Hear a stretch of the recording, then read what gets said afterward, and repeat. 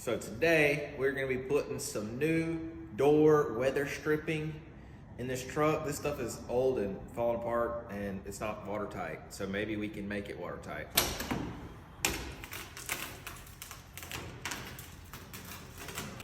We're gonna see if we can't clean up some of this old adhesive.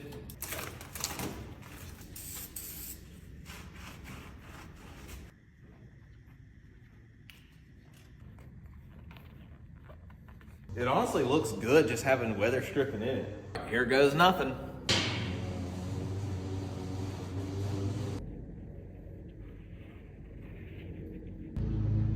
All right, this is what it looks like now. I got it all in there. Moment of truth.